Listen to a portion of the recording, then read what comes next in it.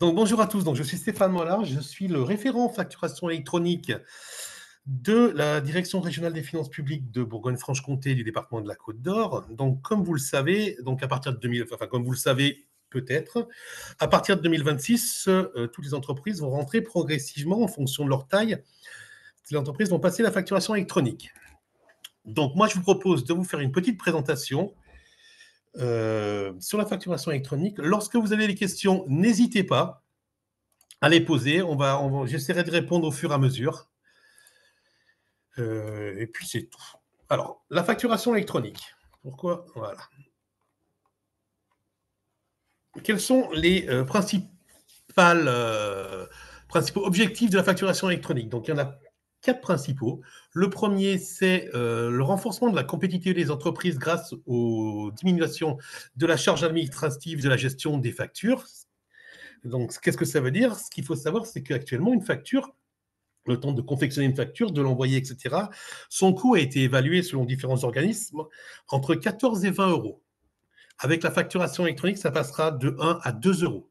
Donc déjà là, il y aura on va dire une économie pour les entreprises. Ensuite, ça va également simplifier les obligations déclaratives grâce au pré-remplissage de la déclaration de TVA. Donc, comme toutes les factures concernant la TVA vont être transmises à l'administration fiscale, donc celle-ci, on pourra, grâce à ces informations, pré-remplir vos déclarations de TVA, ce qui vous permettra de gagner un temps précieux.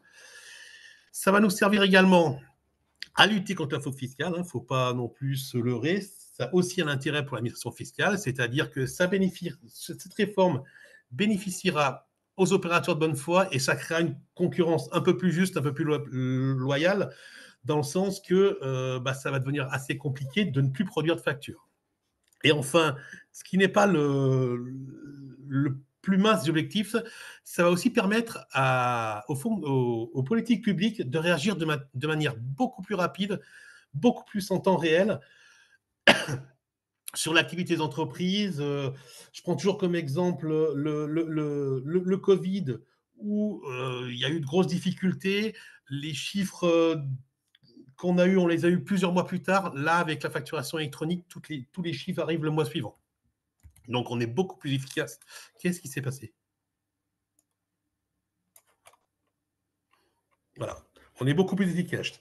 Et il y a un cinquième qui n'est pas vraiment un objectif. C'est ce qu'il faut savoir également, c'est que cette facturation électronique fait aussi partie du projet VIDA. Donc, le projet VIDA, c'est un projet européen dans lequel tous les pays de la communauté européenne sont engagés. C'est-à-dire qu'à compter du 1er juillet 2030, la facturation électronique entre les acteurs B2B, c'est-à-dire entre professionnels, sera obligatoire au niveau européen. Et ce qu'il faut savoir également, c'est qu'au 1er janvier 2035, tous les systèmes de facturation que tous les pays européens auront mis en place devront être harmonisés au niveau européen. Donc c'est pour ça que la France a décidé de se lancer dans cette réforme pour pouvoir être prête à l'aube de 2030-2035. Petite remarque, on n'est pas les premiers, on n'est pas les derniers au niveau européen, Stéphane. Non, non, pas du tout. On est les 7e. Il y a l'Allemagne, le Portugal, l'Italie, l'Espagne, d'autres pays que j'ai oubliés.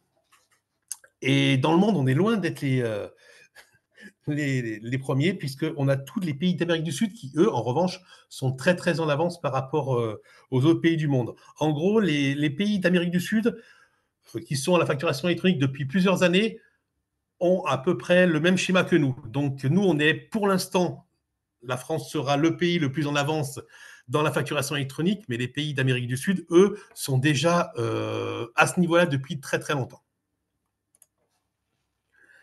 Alors, qui est concerné par cette réforme? Donc, cette réforme, elle concerne l'ensemble des entités, alors c'est comme ça qu'on appelle ça, l'ensemble des professionnels soumis à la TVA, tous les assujettis à la TVA. Donc, ça comprend donc également toutes les entreprises qui sont franchises en base. C'est quoi la franchise en base? Donc, c'est un régime TVA qui permet, selon un chiffre d'affaires, à ne pas effectuer de déclaration de TVA. La facturation électronique pour ces entreprises-là, donc la déclaration de TVA toujours ne sera pas obligatoire. C'est un régime fiscal qui va demeurer. En revanche, les obligations qui ont trait à la facturation électronique concerneront également ces assujettis-là. Ça concerne également les entreprises étrangères selon le type de transaction effectuée, et ça concerne aussi toutes les entités publiques lorsqu'elles sont assujetties à la TVA. Alors, je précise aussi, dans les RFB, on parle aussi de tous les auto-entrepreneurs. Un auto-entrepreneur sera aussi compris dans la réforme de la facturation électronique, c'est-à-dire aura l'obligation de rentrer dans cette réforme. Donc concrètement, toutes les entreprises de France et de Navarre vont être soumises à la facturation. Toutes, sauf celles qui ne sont pas assujetties à la TVA. Alors, quand on dit ça, on a un peu tout dit, c'est-à-dire qu'un médecin, par exemple, n'est pas assujetti à la TVA, sauf que en tant que professionnel, il va falloir qu'il aille récupérer ses factures auprès d'Orange, enfin auprès de son fournisseur d'électricité, de son fournisseur de téléphonie. Eux ont l'obligation d'émettre une facture électronique. Donc, le professionnel qui n'est pas assujetti, effectivement, quel qu'il soit, il sera obligé de passer par la facturation électronique, du moins pour récupérer ses factures. Alors, le calendrier de la réforme, comment ça va se passer? Donc, il y a 2 paliers. Donc, il y a un palier au 1er septembre 2026 et un palier au 1er septembre 2027. Au 1er septembre 2026, que va-t-il se passer? Donc, au 1er septembre 2026, toutes les grandes entreprises et les entreprises de taille intermédiaire, donc c'est calculé par rapport à une certaine hauteur de chiffre d'affaires, auront l'obligation d'émettre et de recevoir les factures. Et à compter du 1er septembre 2027, toutes les entreprises auront l'obligation d'émettre et de recevoir la facturation de manière électronique. Qu'est-ce que ça veut dire? Ça veut dire qu'à compter du 1er septembre 2026, donc 2026, toutes les entreprises de France auront l'obligation de réceptionner les factures de manière électronique, quelle que soit leur taille. C'est-à-dire que la réforme de la facturation électronique commence pour tout le monde le 1er septembre 2026. Même les toutes petites entreprises, comme les grosses entreprises, auront l'obligation d'émettre des factures. Donc les grandes entreprises, je prends toujours ces exemples-là, la téléphonie, l'électricité, etc., etc., ce sont des grandes entreprises. Elles émettront des factures de manière électronique. Donc tous leurs clients professionnels assujettis à la TVA auront l'obligation de réceptionner les factures de manière électronique.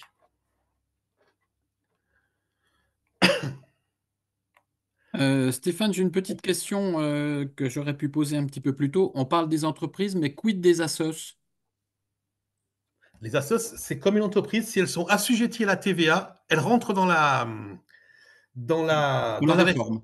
Voilà, tout à fait. C'est-à-dire que là, la réforme concerne uniquement les assujettis à la TVA, quels qu'ils soient, que ce soit des entreprises, des associations, des entreprises individuelles, des personnes individuelles, un menuisier en son nom propre, il est assujetti à la TVA, il rentre dans la facturation électronique. Est-ce que nous avons des questions? Pas encore. Non, ben, on en a eu quelques-unes, mais on a répondu, hein. Donc, c'était notamment les auto-entrepreneurs, etc., qui posaient des questions par rapport à ça. De toute façon, ça revient à notre discours de tout à l'heure. En réception, on est tous concernés. Donc, Voilà. le débat, il est clos, quoi. Voilà, tout à fait. Donc, parce que tout le monde dit que les petites entreprises commenceront en 2027, ils commenceront à émettre une facture en 2027. Mais la réception en elle-même commence au 1er septembre 2026. Alors, qu'est-ce qu'une facture électronique? Alors, il faut être très très clair. Un PDF n'est pas une facture électronique. Un PDF, c'est juste un papier numérisé. C'est tout. Donc, ça reste une facture papier. Une facture électronique, c'est une facture émise Transfin sous forme de fichier. Donc, comment ils appellent ça? Oui, voilà. Qui comporte des données de forme structurée, c'est-à-dire que c'est un fichier avec des lignes de données. Il y a 3 formats qui sont acceptés par les plateformes. Enfin, c'est surtout 3 formats qui sont acceptés par l'administration. L'administration a décidé d'accepter 3 formats. Donc, il y a deux formats totalement structurés, donc c'est UBL et C2I. Et il y a un format mixte qui est un format semi-structuré qui est le facture X. Le facture X, c'est un, comment dire, c'est un PDF qu'on est capable de lire. Voilà, c'est-à-dire que ce n'est pas une photocopie en PDF, c'est vraiment un PDF créé et on est capable de le lire. Alors, on fait 2-3 rappels à propos des factures. C'est-à-dire que la facture doit être émise dès la réalisation de l'opération. Le dépôt des factures sur les plateformes sera horodaté, c'est-à-dire que chaque fois qu'une facture électronique sera déposée sur une plateforme, il y aura la date de dépôt. Cette date vaudra date d'émission de la facture et ce sera le départ de tous les délais de paiement. Donc, l'avantage, c'est que tous les contentieux en matière de date d'envoi, de réception de facture n'auront plus lieu d'être.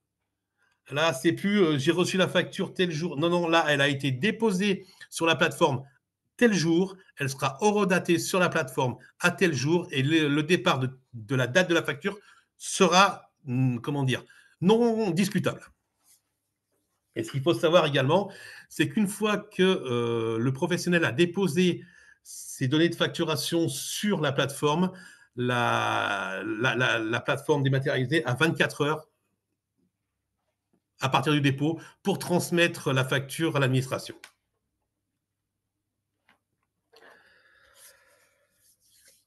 Alors, ce qu'il faut savoir, c'est grâce ou à cause de ce système, le Code du commerce prévoyait certaines données obligatoires sur une facture.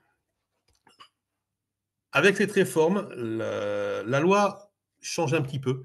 C'est-à-dire qu'il y a des nouvelles données qui sont obligatoires sur les factures.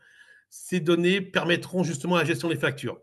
Il y a le numéro sirène du client, qui jusqu'à maintenant n'était pas obligatoire. Il y a la mention de la catégorie de l'opération, la prestation de service ou la vente, parce que c'est très important pour l'exigibilité de la TVA, c'est-à-dire quand est-ce que l'on doit déclarer la TVA de l'opération. Il y a l'option de la TVA sur les débits. Jusqu'à maintenant, c'était une information qui n'était pas obligatoire sur la facture. Souvent, elle y était, mais elle n'était pas obligatoire. Là, maintenant, ça devient obligatoire. Et l'autre donnée qui est obligatoire, c'est l'adresse de livraison du bien s'il est différente du client, parce que au niveau exportation, ça peut avoir de l'incidence sur la TVA. Alors, qu'est-ce que c'est cette réforme? Cette réforme, en vérité, elle va créer 3 nouvelles obligations. La première, c'est la facturation électronique. Alors, vous entendrez plusieurs termes, vous entendrez ou facturation électronique ou e-invoicing. On va rester sur facturation électronique parce que mon anglais est très mauvais. Donc, qu'est-ce que c'est la facturation électronique? C'est pourquoi l'obligation de facturation électronique, c'est pour toutes les transactions domestiques, c'est-à-dire réalisées en France, entre assujettis à la TVA, c'est-à-dire entre professionnels. Donc, ça couvre aussi bien les ventes que les prestations de services qui sont réalisées en France. Alors, bien entendu, comme toute obligation, il y a des exceptions. Donc, les exceptions, c'est tout ce qui est marché de défense de sécurité nationale et des opérations qui sont exonérées de TVA, c'est-à-dire tout ce qui est secteur médical, l'éducation, certaines activités bancaires, certaines assurances. Donc, ça, c'est la facturation. Donc là, on va envoyer une facture. Il y a 2 autres obligations. C'est ce qu'on appelle la transmission électronique de données de transaction et la transmission électronique de données de paiement. Donc, on appelle ça le e-reporting. Ça concerne les opérations qui sont effectuées entre un professionnel et un particulier. Et aussi les opérations entre professionnels, mais à l'international. Si vous préférez, là, on ne va transmettre que les informations qui concernent les transactions, c'est-à-dire pardon. On va transmettre, en gros, quand c'est avec les particuliers, en gros, on transmet ce qu'on appelait auparavant le ticket Z pour les caisses. Et la troisième obligation, c'est la transmission électronique des données de paiement. Donc ça ne concerne que les prestations de services. Donc ça, c'est comme je vous l'ai dit tout à l'heure, ces informations de données de paiement vont nous permettre de savoir quand est-ce qu'est l'exigibilité de la TVA. Une prestation de service, on déclare la TVA au moment du paiement. Donc c'est pour ça que la transmission électronique des données de paiement est demandée.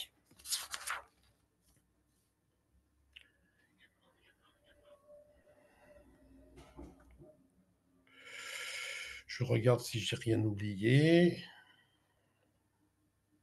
Ah voilà, c'était là. Donc, qu'est-ce qu'il y a dans le e-reporting? Donc, en matière de transactions entre professionnels internationales, la seule chose qui va être transmise, c'est le numéro de TVA intracommunautaire ou éventuellement le numéro étranger qui vaut sirène dans le pays. Pour ce qui est des transactions entre un professionnel et un particulier, donc les données que l'on envoie, elles comprennent uniquement les bases hors taxes, le taux de TVA et le montant de TVA. Tout ça à un niveau journalier. Et pour les données de paiement, donc on a la date d'encaissement, le montant encaissé réparti par taux et les opérations qui donnent lieu à facture ainsi que le numéro de facture. Pourquoi? C'est pour pouvoir mettre à jour la première obligation, la facturation électronique, avec les données d'information sur le paiement, on saura que la facture qui a été transmise a été réglée.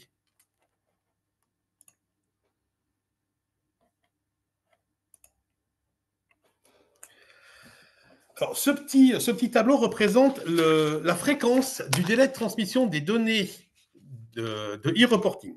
Ce qu'il faut savoir, c'est que les données de facturation électronique sont transmises au fil de l'eau. Dès que la plateforme va recevoir la facture, elle a 24 heures pour la transmettre. En revanche, le e-reporting de transaction et de paiement, là, il n'y a pas de fil de l'eau, il y a des dates bien précises. Et ces dates sont en fonction du régime TVA de l'entreprise. Donc, je vais commencer par le bas, c'est pour les petites entreprises. Donc, tous ceux qui bénéficient du régime de franchise en base, c'est-à-dire qu'ils n'auront pas l'obligation de déposer une déclaration de TVA, devront, tous les 2 mois, au plus tard le 25 du mois suivant, effectuer leur transmission de données de transaction. Et pour les données de paiement, c'est la même chose. Tous les 2 mois, ils seront obligés d'effectuer leur transaction au plus tard le 25 et le 30 du mois suivant, même s'il s'agit d'une déclaration néante. La déclaration est obligatoire, qu'elle soit remplie ou néante, il faudra l'effectuer. Les entreprises qui sont soumises au régime réel simplifié d'imposition, c'est-à-dire les entreprises qui déposent leur déclaration une fois par an, eux ont l'obligation de transmettre leurs données de transaction mensuellement, au plus tard entre le 25 et le 30 du mois suivant. Les données de paiement, la même chose, mensuellement, au plus tard le 25 et le 30 du mois suivant. Pour les entreprises qui ont opté pour le régime de réel normal trimestriel, les entreprises qui font moins de 4 000 euros de TVA par an et qui déposent une déclaration de TVA tous les trimestres, eux auront l'obligation de transmettre les données de transaction mensuellement et avant le 10 du mois suivant. Et pour les entreprises au régime réel normal mensuel, c'est les plus grosses entreprises, eux, ils ont 3 périodes. Une période, toutes les transactions du 1 au 10 du mois devront être transmises le 20 du même mois. Les transactions qui ont eu lieu entre le 11 et le 20 du mois devront être transmises avant le 30 du mois. Et les opérations qui ont été faites entre le 21 et la fin du mois devront être transmises avant le 10 du mois suivant. Pourquoi ces entreprises ont plusieurs périodes? Ces entreprises, c'est style Carrefour, des entreprises comme ça, et c'est parce qu'ils ont des milliers de transactions par jour et les plateformes de dématérialisation ont demandé à ce qu'il y ait plusieurs périodes parce que ça faisait beaucoup trop de transactions à traiter en une seule fois. Et donc, pour les entreprises soumises au régime réel normal mensuel ainsi qu'au régime réel normal trimestriel, les données de paiement sont envoyées mensuellement avant le 10 du mois suivant. Est-ce que vous avez des questions sur ces fréquences? Alors, pas forcément, Stéphane, pas forcément sur les fréquences. Donc, soit on finit sur les fréquences, soit on a des petites questions, on va dire, par rapport J'ai à... fini sur les fréquences. Eh ben allez, donc j'ai une petite question, je les prends en direct, hein. Si on est auto-entrepreneur et qu'on ne paye pas de TVA, il faudra quand même faire une déclaration. On la fera à zéro, mais on fera une déclaration quand Tout même. à fait, tout à fait. C'est une obligation déclarative, donc on sera obligé de la faire même à zéro. OK. Et j'ai une autre question. Alors, si on n'est pas assujetti à la TVA et qu'on doit émettre une facture pour un client soumis à la TVA, comment est-ce que cela va-t-il se passer? Si vous n'êtes pas soumis à la TVA, vous n'êtes pas dans la réforme. C'est-à-dire que votre client ne peut pas déduire la TVA, puisque vous ne la collectez pas, il n'a pas le droit de la déduire. Ouais, C'est une règle fiscale de TVA. C'est-à-dire que si le fournisseur, on va l'appeler comme ça, est non assujetti à la TVA, le client ne peut pas. Il n'y a pas de TVA. Si on est non assujetti, dans notre facture, il n'y aura pas de TVA puisqu'on n'en collecte pas. ouais. Donc, le client n'aura pas de TVA en face. Pour l'instant, c'est tout ce que j'ai. Oh. Eh bien, je vais continuer. Donc là, on va passer justement au circuit de transmission des données et des facturations électroniques. Donc, chaque professionnel, pas à partir, mais pour le 1er septembre 2026, aura à choisir une plateforme de dématérialisation partenaire pour transmettre ces différentes données et ces différentes factures électroniques. Qu'est-ce que ça veut dire? Ça veut dire qu'il a été décidé que seules des plateformes de dématérialisation partenaires validées par l'administration fiscale auront le droit de recevoir, d'émettre et de transmettre des données de transaction, des données de paiement et des données de facturation électronique. Personne d'autre. Ces plateformes de dématérialisation partenaire, il y en a à l'heure actuelle 87 qui sont toutes en cours de validation. C'est-à-dire que pour l'instant, elles ont été immatriculées de façon provisoire. Il y a plein de tests de vérification de cahier des charges qui sont effectués. Qu'est-ce qu'elles vont faire ces plateformes de dématérialisation partenaires, que je vais appeler PDP parce que j'ai plus l'habitude de les appeler comme ça. C'est-à-dire que le fournisseur va transmettre ses données au PDP. Le PDP, lui, qui a récupéré l'annuaire de toutes les entreprises en France auprès de l'administration fiscale, va regarder pour les factures qu'elle a reçues ou donc par, euh, par quel PDP est géré le client et va transmettre la facture au PDP du client. À ce moment-là, le client pourra se connecter à son propre PDP pour faire une facture. Ça, c'est le premier rôle des plateformes de dématérialisation. Le deuxième rôle des plateformes de dématérialisation, c'est de transmettre à l'administration fiscale toutes ces informations. Il n'y a qu'eux qui peuvent le faire et personne d'autre. C'est pour ça que en tant que professionnel, vous devez choisir une PDP et c'est la PDP qui va tout faire, qui va envoyer les factures à vos clients, qui va transmettre les données à l'administration fiscale.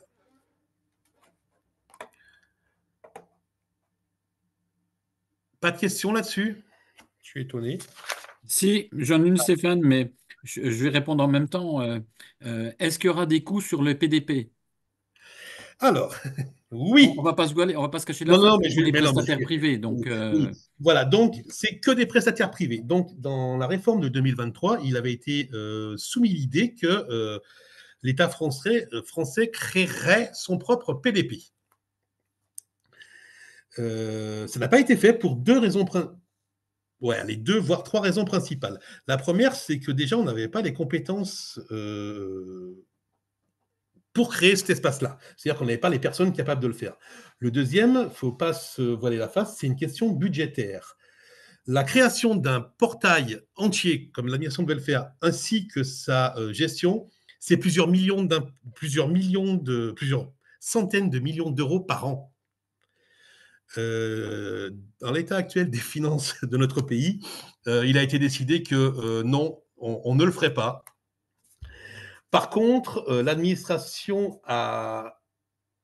pour les PDP a prévu un cahier des charges très très précis, très très, je dirais, sévère pour limiter l'accès à ces PDP à des entreprises qui ne seraient pas capables d'assurer les différents services. Mais effectivement, euh, le service de facturation électronique va être payant. Alors, ce qu'il faut savoir, c'est que certains PDP se sont engagés à ce qu'il y ait un service gratuit. Mais ça ne reste qu'un engagement. Et pour l'instant, on n'a pas d'informations nous disant que tel portail, portail sera gratuit. Alors, ce qu'il faut savoir, c'est qu'avec 87 PDP, il va falloir que vous choisissiez le bon PDP. Alors déjà, première chose, vous avez jusqu'en septembre 2026 pour choisir le PDP. Donc, vous allez commencer à être très, très sollicité par tous ces PDP qui veulent à tout prix récupérer les clients parce que c'est quand même un marché qui est très, très, très intéressant. Donc, première chose, vous avez le temps de choisir votre PDP. Vous avez jusqu'en septembre 2026, allez, jusqu'en juin 2026 pour s'habituer, mais vous avez le temps pour l'instant. Ce qu'il faut aussi, surtout, c'est regarder ce que propose le PDP comme service. Si vous faites, par exemple, je ne sais pas, 100 factures par mois, ce n'est pas la peine de prendre une offre de service qui propose la gestion de 2000 ou 3000 factures par mois. Ça a un coût. Donc, regardez d'abord vos besoins, regardez ce que propose le PDP et essayez de choisir en fonction de la proposition du PDP. Voilà, c'est ce que j'aime bien dire. Vous avez le temps, regardez bien ce qu'ils vous proposent. N'oubliez pas, les PDP, c'est des entreprises commerciales classiques. Donc, ce qu'ils veulent, c'est du client. Non, vous, en tant que professionnel, regardez bien vos besoins.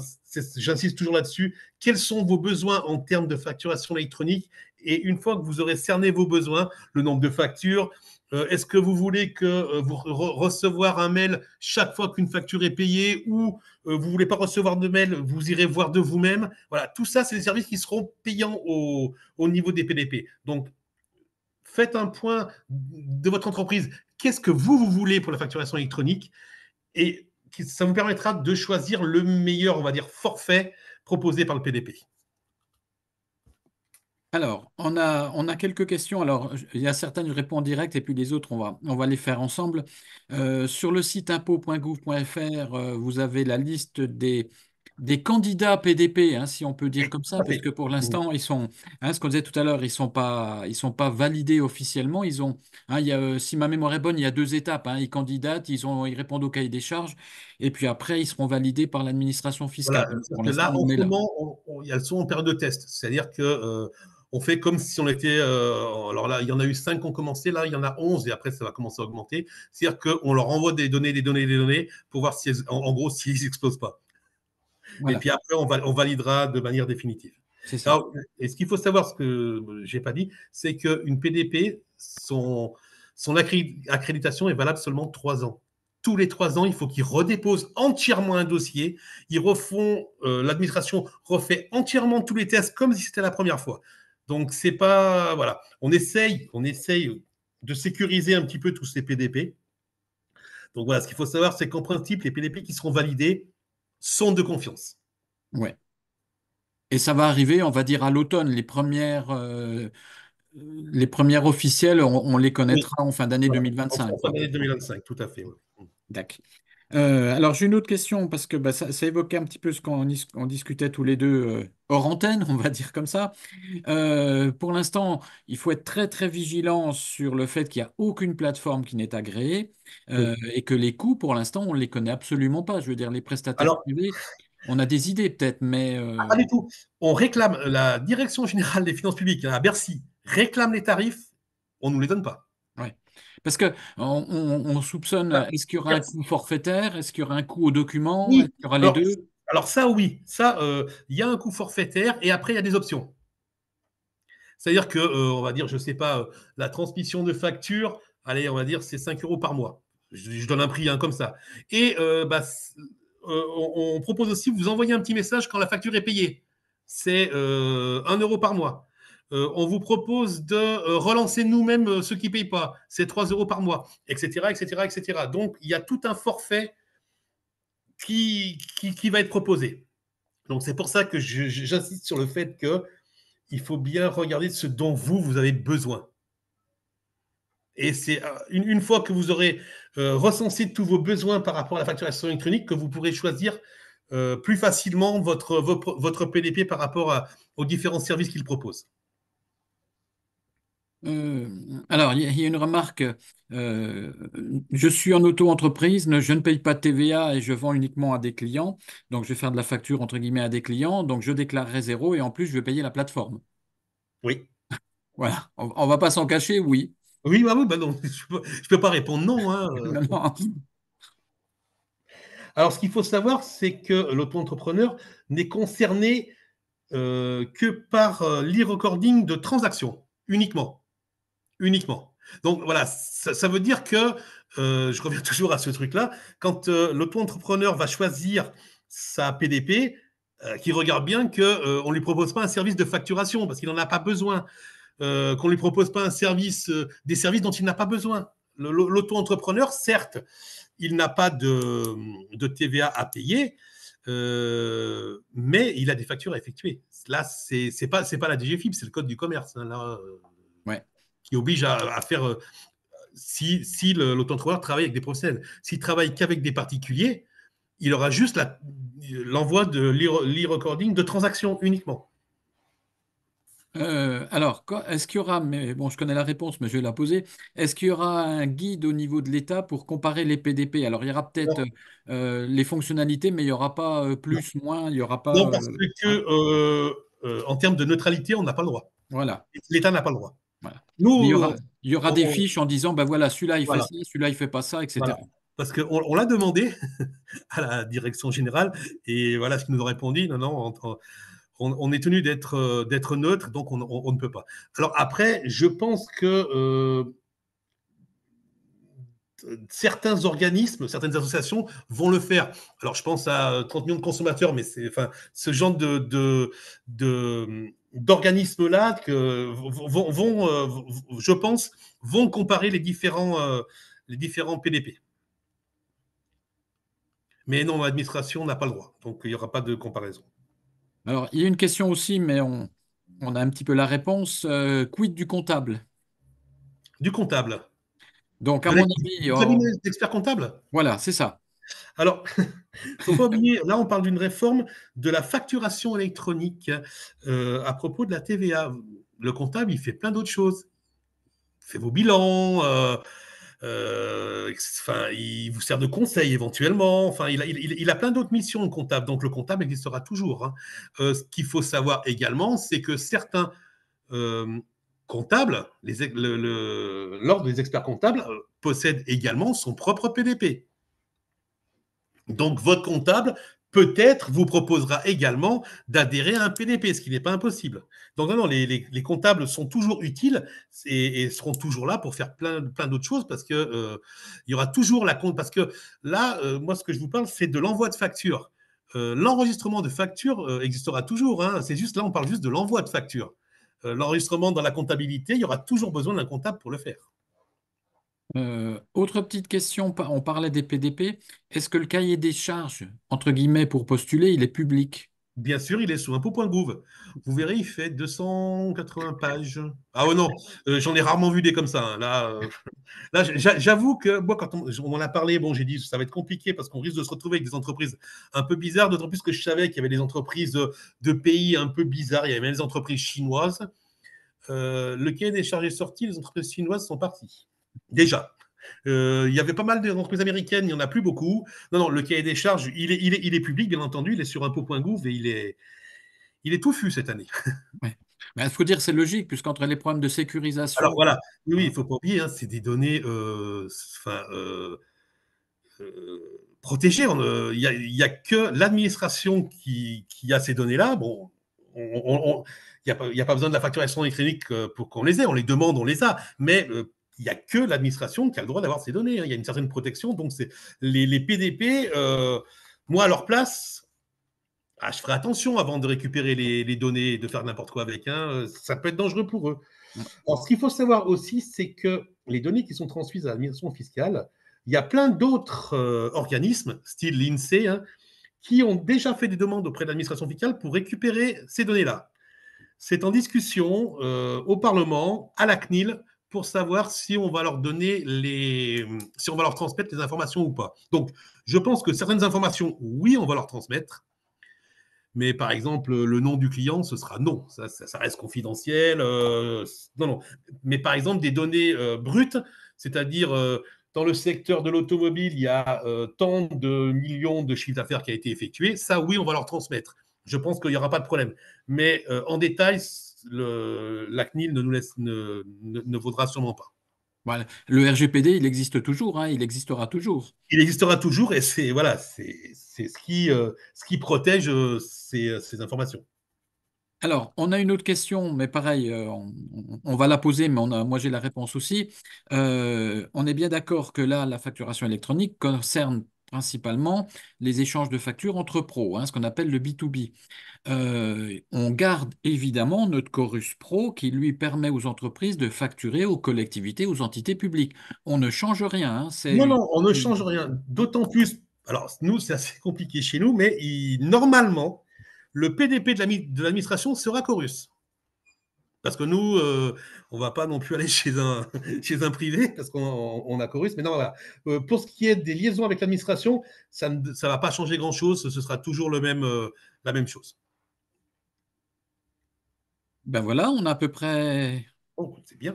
à peu près fait le tour des premières questions, parce que je pense que ça Oui, va continuer. ça va continuer. Alors là, donc, petit aparté sur le rôle des plateformes dématérialisées, on en a déjà beaucoup parlé. Donc voilà, ce qu'il faut savoir. Donc au moment du document, il y en avait 86, maintenant il y en a 87. Donc on met à disposition de tout le monde la liste des PDP. Donc c'est sur impôt.gouv professionnel. Vous avez aussi sur impôt.gouv, je passe à la facturation électronique. C'est une sorte de foire aux questions. Alors, c'est rare que j'ai ça, mais elle est vachement bien faite, puisque je m'en suis servi pour les premières formations que j'ai faites. Donc, elle est très bien faite. Il y a deux volets. Il y a une présentation un peu sommaire, un petit peu comme moi je fais. Et après, il y a une autre présentation qui va un peu plus dans les détails. Je vous conseille d'y aller. C'est sous impôt.gouv, ça s'appelle Je passe à la facturation électronique. Vous verrez, c'est très très bien. Alors, quel est le rôle exact des PDP? Donc, les PDP, comme je vous l'ai dit, ils émettent, transmettent et réceptionnent les factures sous forme électronique. C'est-à-dire que le professionnel confectionne sa facture à partir d'un logiciel, hein, comme vous le faites actuellement, sauf que plutôt qu'elle soit papier, elle sera en format électronique, la transmet au PDP. Donc, le PDP, lui, il la reçoit, il la transmet, il la réceptionne, etc. Il gère et transmet le cycle de vie des factures émises et reçues. Qu'est-ce que ça veut dire? Ça veut dire que quand il reçoit une facture, il eurodate, c'est-à-dire qu'il lui donne une date certaine de réception. Il la transmet au client, il met une date certaine de réception par le client. La facture est payée, il met à jour la facture en disant cette facture a été payée, etc. etc. Donc, il gère complètement le cycle de vie de la facture. C'est-à-dire que plutôt comme certaines entreprises le font, c'est-à-dire qu'on reçoit la facture une fois qu'elle est payée, on met un coup de tampon payé sur la facture ou sur l'écran du PDF. Là, tout va être effectué par la plateforme partenaire. Son rôle aussi, extraire les données et les transmettre au concentrateur, c'est-à-dire à l'administration. Donc, il n'y a que eux qui peuvent le faire et personne d'autre. Alors, pourquoi j'insiste plusieurs fois personne d'autre? Parce qu'il y a certaines entreprises, je ne dirais pas des petits malins, mais pas presque, qui ont décidé de sauter sur un créneau. C'est entre l'entreprise et le PDP, ce qui est tout à fait légal, il n'y a aucun problème. C'est-à-dire qu'ils se mettent entre l'entreprise et le PDP, c'est-à-dire qu'ils proposent des services à l'entreprise pour transmettre les données au PDP. Ils ont tout à fait le droit, mais ce qu'il faut savoir, c'est que les seuls qui ont le droit de transmettre, de gérer les factures, de transmettre les données d'administration, ce sont les PDP et personne d'autre. Ce Et les qu'on appelle les PDP, OD. C'est les OD, c'est ça. voilà, les OD, tout à fait, c'est les OD. Donc c'est tout à fait légal, hein, c'est une prestation de service comme une autre, donc je trouve que c'est très malin de s'être mis à cet endroit-là. Et Je donc, pense qu'ils vont aller chercher notamment les tout petits, là. tout à fait, oui, voilà, pour faciliter les liaisons, voilà, non, non, mais pour moi, c'est une très très bonne idée. Mais bon, eux ne sont là que pour faciliter. Ils ne sont pas là pour gérer, transmettre, émettre les factures, les,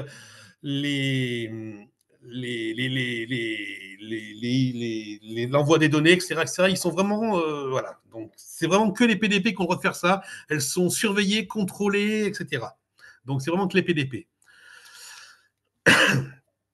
Et leur rôle également, ça c'est un peu plus transparent pour vous, enfin pour le professionnel, je veux dire, c'est-à-dire qu'elles sont chargées de contrôler la qualité des données de facturation, de transaction et de paiement. C'est-à-dire que toutes ces données-là sont bien dans les formats informatiques attendus par l'administration. Elles sont aussi chargées du correct adressage des factures, c'est-à-dire qu'elles sont chargées de les envoyer au bon client et pas à n'importe qui. Elles sont chargé aussi de s'assurer que les factures respectent bien les règles fiscales et également les règles commerciales et qu'elles permettent, c'est ce que je vous disais, le respect par l'utilisateur des méthodes de sécurisation. Et également, elles doivent garantir la transparence de l'information auprès de leurs clients sur tout ce qui est traitement et services réalisés. Donc, c'est-à-dire qu'ils doivent être complètement transparentes sur ce qu'elles font de vos informations, et enfin, des différentes données que vous leur transmettez.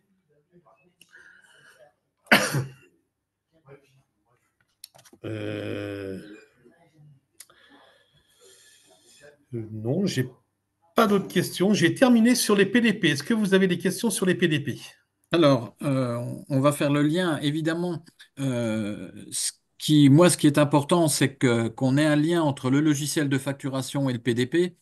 Donc, on sait pertinemment qu'aujourd'hui, il y a certains éditeurs, de grands éditeurs, on ne pourra pas citer de nom, hein, mais qui sont déjà dans les starting et qui vont faire le lien indirectement. C'est-à-dire que quand on sera dans son logiciel de facturation, je vais caricaturer un petit peu, mais au lieu de faire fichier imprimé, on fera fichier transmettre et puis on ira chercher le Voilà. client et on transmettra directement via nos PDP, évidemment, hein. Alors, je vois comme question, donc, l'identification du client entreprise des élèves du secret des affaires, c'est ce que j'ai dit, effectivement. Donc, ça, ce ne sera pas transmis. Ça restera au niveau de la DGFiP, parce que ça, nous, on a le droit de l'avoir. Les données, alors, quelles données sont collectées? C'est dans le cahier des charges. Quelles données sont collectées? Quelles données sont transmises, etc. Tout est dans le cahier des charges. C'est tout, je crois. Ouais. Mmh. Mais il y a un point qui serait important, c'est les outils de gestion, les logiciels de gestion. On sait pertinemment qu'il y en a une partie qui vont pas être dans les clous ou qui vont trouver je vais pas dire de faux liens, c'est pas bon, mais qui auront du mal à faire le lien avec certains PDP, hein. Ça, c'est. C'était une question? Non, non, c'est une remarque, je pense, hein. Oui, oui. Alors là, je vais passer à la partie moins agréable. Donc, ce qu'il faut savoir, c'est que donc, cette facturation électronique, c'est une obligation légale. C'est la loi qui vous oblige, vous n'aurez pas le choix, à travailler avec la facturation électronique. Donc, toute obligation légale, tout manquement d'obligation légale entraîne l'application d'amendes. Et il faut savoir que ça a été prévu par le législateur.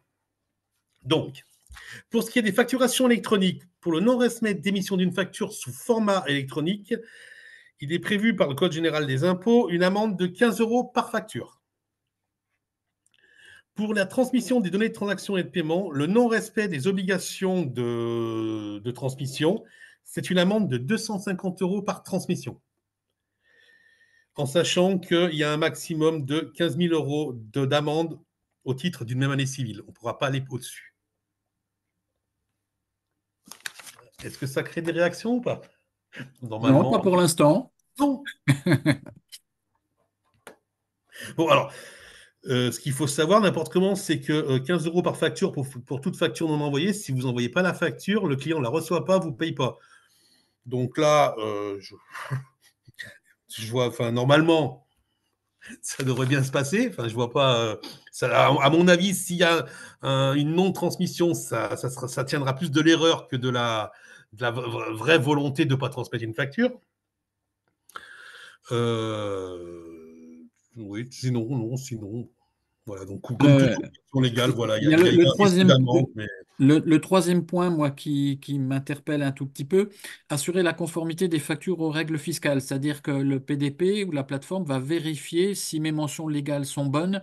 voilà, tout à fait. Donc, C'est-à-dire que voilà, si la facture contient tout ce que, alors, les mentions fiscales, alors, donc c'est l'article du Code du commerce qui prévoit ce qu'il y a une facture, plus les quelques éléments qui ont été rajoutés par le CGI, c'est-à-dire le numéro sirène du client, l'adresse, si elle est différente, ce qu'on voilà, évoquait. l'adresse, voilà, les 4-5, voilà, elle est. Alors, normalement, quand vous allez mettre en place enfin, modifier votre fichier client pour qu'il puisse être accepté par les PDP, toutes ces informations seront saisies pardon, automatiquement, soit dans le logiciel prévu à cet effet, soit directement sur le PDP. C'est des mentions obligatoires, c'est-à-dire que si elles ne sont pas remplies, vous ne pourrez pas faire votre facture. Ouais. Normalement, c'est comme ça que c'est prévu. Mais ça veut dire que s'il manque des factures, la facture n'est pas transmise, donc elle peut être rejetée. Et donc, Ah oui, voilà, c'est-à-dire voilà. que on envoie la facture au PDP, il manque des informations obligatoires. Le PDP renverra alors un message de facture en vous disant votre facture n'a pas été prise en compte car il manque des informations obligatoires telles que tac, tac, tac, voilà. Oui, ils sont tenus de vérifier que toutes les données obligatoires de par la loi sont présentes. Euh, alors, il y a une autre question. Le PDP va gérer le cycle de vie complet de la facture. On est d'accord? Quelle est l'utilité de Chorus? De Chorus, Ben, Chorus, c'est pour les factures à destination des entités publiques et la tout à fait. PDP, c'est les factures à destination des pros. Alors, si vous préférez, oui, non, je crois voir la question. C'est-à-dire que lorsque vous enverrez une facture à une entité publique, vous passerez par votre PDP, puisque c'est par là que vous passez, et le PDP, lui, transmettra à Chorus et à l'entité publique votre facture. C'est-à-dire que là, maintenant, vous allez directement sur Chorus, après, vous passerez obligatoirement par votre PDP. Vous n'irez pas directement sur Chorus comme c'est le cas actuellement. Je Et pense quand que on c'est sera ça la dans le question. logiciel de facturation, on lui indiquera si c'est une entité publique, si c'est un particulier, Voilà, si c'est un pro. voilà, on indiquera ça et on enverra ça au PDP. Et après, charge au PDP de trouver alors, ce numéro sirène, ce numéro d'identification, c'est cette collectivité locale, donc elle enverra au chorus de cette collectivité locale, au public, local au public.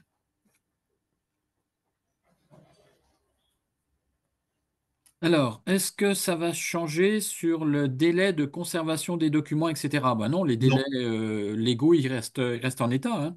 les délais légaux restent en état. Les PDP dans le cahier des charges, donc c'est écrit dans le cahier des charges, sont tenus de garder les documents selon les délais légaux. Euh, Si vous, alors normalement, dans le cahier des charges, il est prévu que l'on puisse changer de PDP comme bon se semble. On peut également avoir plusieurs PDP. On peut en avoir 3, 4, 5, enfin, comme on veut. Euh, le PDP, dans le cahier des charges, lorsque vous quittez un PDP pour un autre, est tenu de transférer toutes les informations vous concernant auprès de votre nouveau PDP. Alors ça, c'est une question qui va être importante parce qu'on revient à notre débat tout à l'heure. On sait que pour l'instant, on va dire, on est à 90 quasiment. Il y a risque d'y avoir de la mort naturelle, entre guillemets, de certains PDP. Donc c'est important que derrière, d'une part, on puisse récupérer et qu'il y ait des échanges sur les PDP, le feu PDP avec le nouveau PDP, entre guillemets. Tout à fait, oui, oui, tout à fait. Oui. Tous ces cas de figure ont été prévus dans le cahier des charges. Parce on sait qu'aujourd'hui on est à 90, mais que d'ici quelques mois, voire quelques années, le chiffre qui Oui, va tomber, hein. C'est comme dans pas mal de domaines oui, qu'on a connus. c'est vrai que on va dire le gâteau est important puisque ça va concerner 6 millions d'entreprises en France, à peu près. Ça fait quand même beaucoup de clients, hein. Il y a quand même peu de domaines dans lesquels on peut compter sur autant de clients. Donc oui, donc là, sur la ligne de départ, il y a beaucoup de PDP. Pour l'instant, il n'y en a aucune qui a été arrêtée pendant la période de test, pour l'instant. Bon, là, maintenant, on commence à faire des tests un petit peu plus pointus, donc ça peut arriver. Mais effectivement, au fur et à mesure du temps, il y en a, je pense, ce ne sera pas viable pour eux. Mais ce qu'il faut savoir aussi, c'est que il y a quand même des choses très spécifiques au niveau de la TVA. Je prends toujours ça comme exemple, les droits d'auteur. Il y a la TVA sur les droits d'auteur, c'est quelque chose de très très spécifique. Sur les 86 PDP, je crois, il y en a 3 qui font cette partie-là. Donc, une entreprise qui a justement dans son activité les droits d'auteur avec la TVA dessus, elle, par contre, n'aura pas tellement le choix. Elle aura le choix entre 3 entreprises parce que seulement 3 entreprises proposent ce genre de service-là. Ce qu'il faut savoir, c'est ce genre de service-là, il y en a 37 de recensés au niveau de la TVA. Donc, certains PDP englobent ces 37 services, mais il y en a certains, non, non, par exemple, je vous dis, la TVA sur les droits d'auteur, il y en a plein, ça ne les intéresse pas parce que c'est une niche, il y a très peu de clients, donc ils s'en occuperont pas. Donc ce sera certains PDP qui vont le faire. Donc j'en reviens toujours au même point. Quand vous allez avoir à choisir votre PDP, regardez bien ce qu'il vous propose Mm. et par rapport à vos besoins. Euh, j'ai une petite question qui rejoint directement ce qu'on évoquait tout à l'heure. Vu qu'on va déposer les factures sur le PDP, qui Oui, va entre guillemets les conserver, est-ce que nous, au niveau de nos entreprises, on est également tenu de les conserver ou est-ce que c'est le PDP qui fera foi entre guillemets? c'est le PDP qui fait foi, puisque maintenant, à partir de la réforme, toute facture papier envers un professionnel assujetti n'aura aucune valeur. Ok. Envers les clients, envers les clients particuliers, parce que ça existera toujours. En tant que client particulier, il y aura toujours des factures, rien que pour la garantie. Il y aura besoin d'une facture parce qu'il y a une date dessus, etc. Mais pour les transactions entre professionnels assujettis à la TVA, il n'y aura plus de papier. Le papier n'aura aucune valeur légale. Et est-ce que le PDP va avoir un lien entre guillemets avec les règlements? Parce que là, on parle des émissions de factures et comment ça va se passer sur la partie paiement client pro?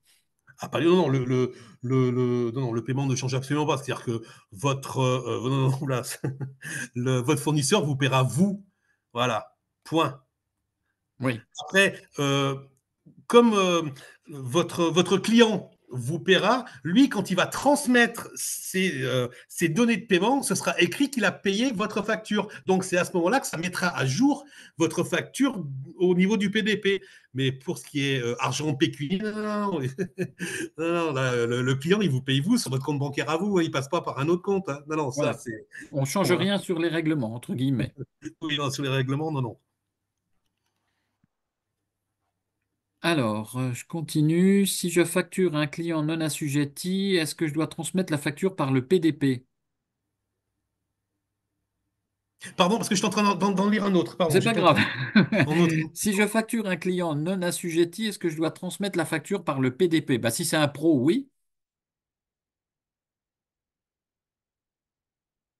Si on facture entre pros, on est obligé de passer par le PDP.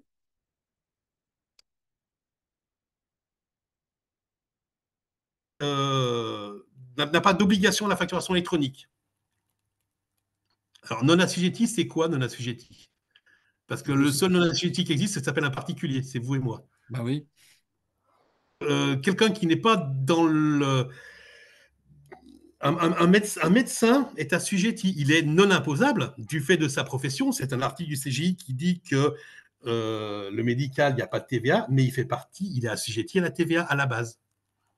Alors, je complète la question, mais on a la Et réponse. Si ce fameux client, c'est une collectivité, bah, le débat il est clos, on passe par Chorus.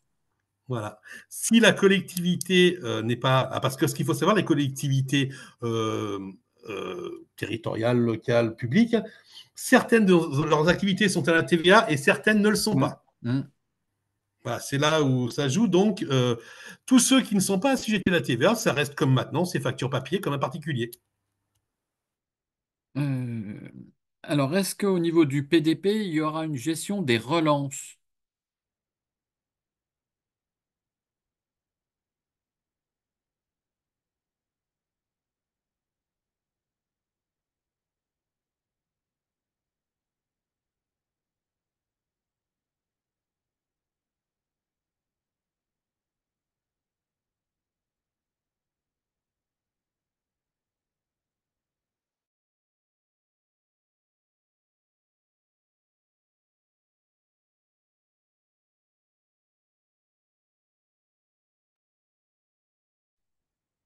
Allez.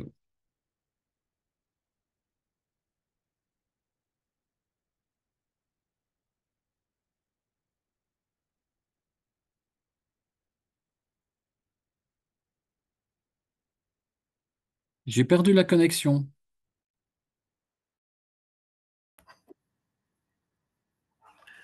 Ouais, moi j'ai eu un petit souci de Oui, connexion, hein. c'est ce que j'ai vu. Ouais, ça s'est coupé. Y a-t-il d'autres questions? Alors, je suis en train de regarder. Je reprends le fil de l'eau. Alors oui, on était en train de parler des relances. On était coupé à ce moment-là, pardon. Alors, les relances. Les relances des factures? Oui, Alors, donc, ça fait partie des services supplémentaires qui seront proposés par les PDP. ok. Alors, après, dans un forfait, par exemple, vous aurez relance effectuée par le PDP, ça coûtera tant, ou le même forfait sans la relance, ça coûtera un peu moins. Après, voilà, c'est pour ça qu'il faut que chacun estime ses besoins avant de choisir son PDP. Si le professionnel décide que non, moi, les relances, Ah, on est recoupé.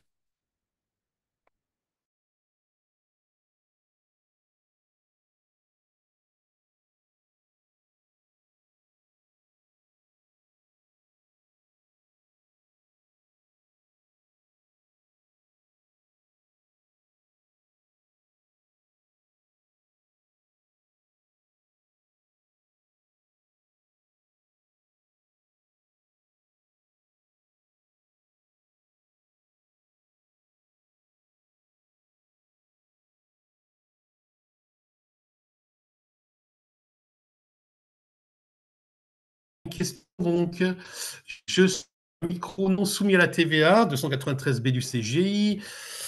Est-ce que je suis obligé d'envoyer les factures électroniquement ou pas? À partir du 1er janvier 2027, pour toutes les factures que vous envoyez à une personne assujettie, oui. Elle est où la question? Elle est partie. Si je facture par exemple un pro, ben oui. Voilà, oui. S'il y a un particulier, non. Voilà. Voilà. C'est-à-dire que le fait qu'il y ait de la TVA sur la facture, pas en compte. Si vous êtes assujetti et que vous travaillez avec un professionnel également assujetti, c'est une obligation. Si vous travaillez avec quelqu'un qui n'est pas assujetti,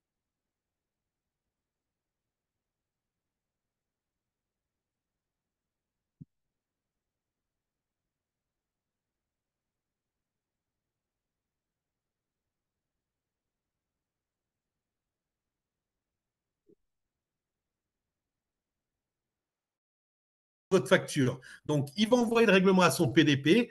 Son PDP va recevoir ses données de paiement, va s'apercevoir que dans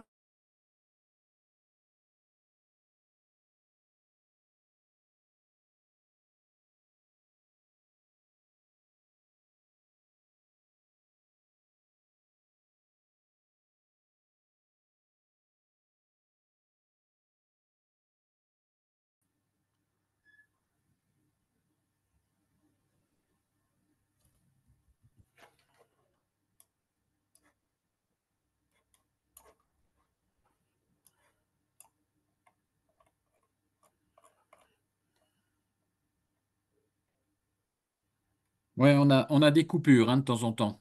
oui, voilà, oui, il n'y a plus de son. J'ai dû répondre. Ah, vous êtes clair, mais c'est complexe. Oui, c'est complexe. Oh, ça va, c'est pas. Non. Grosso modo, si on facture entre pros, on passe par la plateforme et puis il faut reporter tout ce qui est côté client particulier, on le reporte sur le PDP avec les informations qu'on a, les chiffres d'affaires hors taxe, TVA, TTC, grosso modo. Voilà, oui, les clients particuliers, on ne transmettra que les données de transaction, c'est-à-dire que on a fait tant de transactions, on a fait tant de transactions pour tel montant hors taxe, avec tel taux de TVA pour tel montant de TVA et tel montant TTC. C'est tout ce qu'on enverra. On n'enverra pas, parce qu'on n'a pas les informations, qui est le client, puisque c'est un particulier, donc on n'enverra vraiment que ce type d'informations-là. Le montant hors taxe, le taux de TVA, le montant de TVA et le montant TTC. C'est tout ce qui est transmis. Ben, c'est comme quand on fait une déclaration de TVA classique, entre guillemets. Tout à fait, tout à fait, oui. Voilà, voilà, c'est les données qui vont permettre de pré-remplir la déclaration de TVA. Alors, je vais mettre un petit bémol sur le pré-remplissage de la déclaration de TVA. Donc, c'est très bien, sauf qu'il y a plein de données quand même.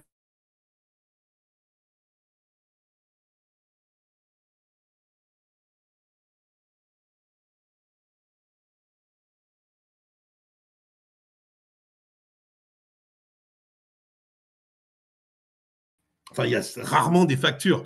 Vous avez votre ticket de carte bleue de règlement, point. Donc, ça veut dire que nous, on aura l'information.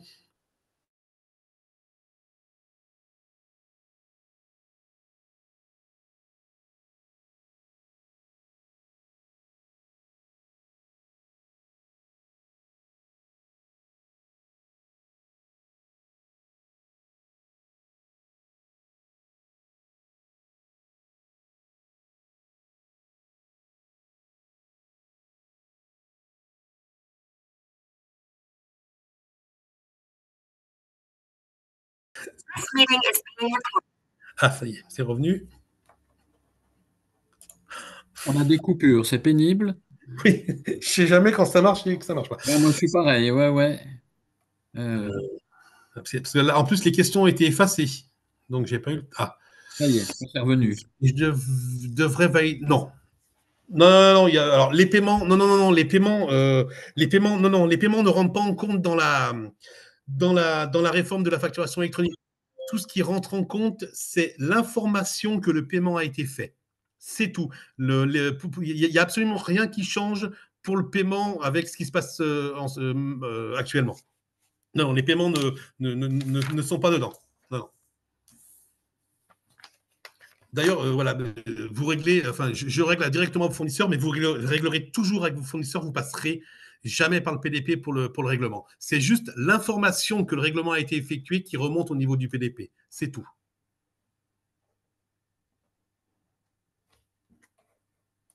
Alors, on a également une question. Si, alors, je suis en train de la lire en même temps. Mes règlements de facture, etc.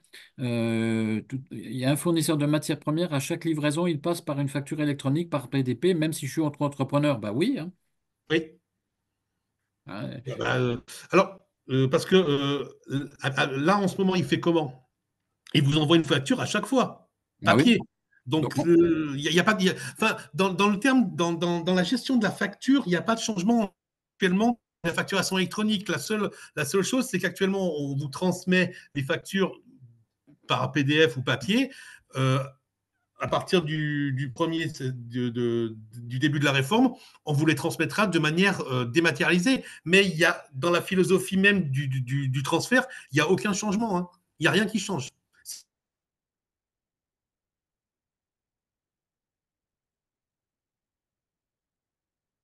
On effectuera un achat dans un magasin de fournitures, on repartira avec les fournitures sans preuve d'achat. Bah, si, comme d'habitude. Ah oui, non, non, d'accord, je vois ce que vous voulez dire. Je vois ce que vous voulez dire. Oui, oui, je vois ce que vous voulez dire. Voilà, donc là, ça fait partie justement des choses qui vont échapper à pour la déclaration pré-remplie. Le magasin, non, non, je vous avoue, je ne sais pas. Là, voilà, là, je ne sais pas parce qu'habituellement, le magasin vous fait une facture avec votre numéro sirène, etc. Il sera obligé de le faire via une plateforme électronique. Donc, je pense que les magasins, quand vous irez faire vos achats de fournitures dans un magasin, lorsqu'il aura votre compte professionnel, qui saura que vous êtes un professionnel et qu'actuellement, il vous sort une facture papier.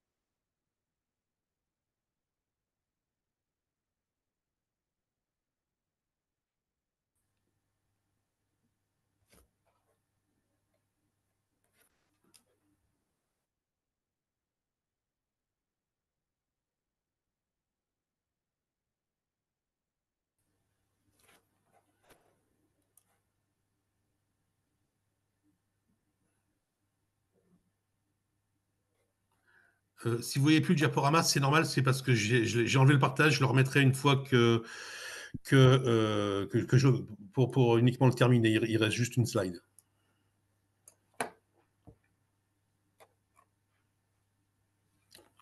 Alors, hop. comment me bien...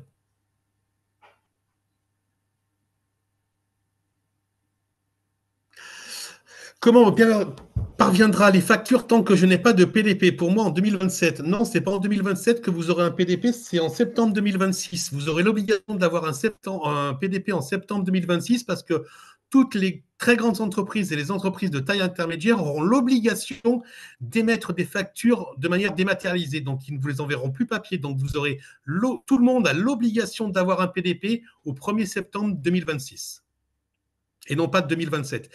2027, vous aurez l'obligation d'émettre des factures de manière dématérialisée. Et pour réceptionner les factures de grandes entreprises et d'entreprises de taille intermédiaire, vous aurez l'obligation d'avoir un PDP au 1er septembre 2026. Si achat matériaux sur site, c'est une très très bonne question.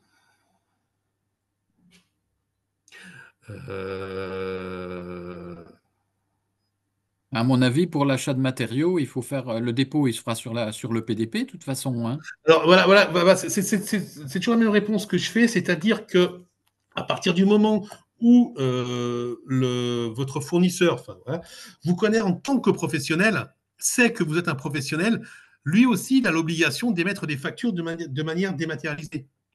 Donc, il sera obligé de passer aussi par un PDP. Alors là, j'utilise la plateforme Indie pour l'envoi des factures à mes clients. Est-ce la même chose que le PDP? Je ne saurais répondre parce que là, pour l'instant, vous envoyez des factures sous format, je présume, PDF. PDF mail. Voilà, PDF mail, donc ce ne sont pas des factures dématérialisées. Après,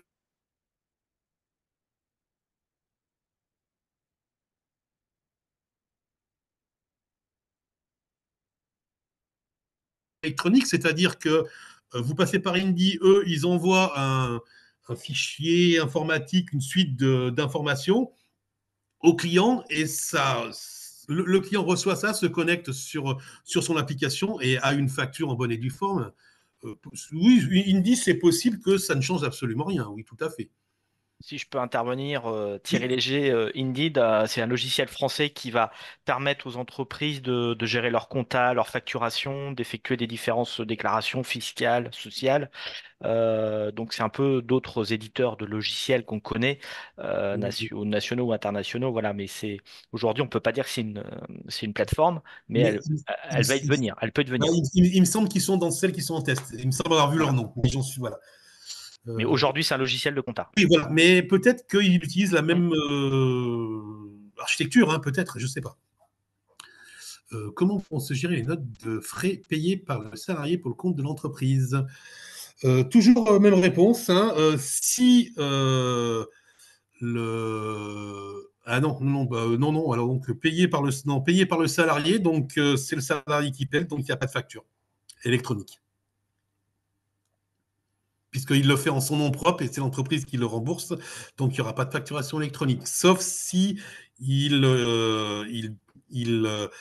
lorsqu'il fait des achats, il le fait au nom de l'entreprise, que je ne pense pas. Il y aura une facturation électronique. Sinon, là, il le fait en nom propre et ensuite, il est remboursé par l'entreprise. Donc, c'est un particulier de facturation électronique. Alors, on a une question intéressante, c'est les professionnels étrangers. Hein. C'est-à-dire les professionnels étrangers.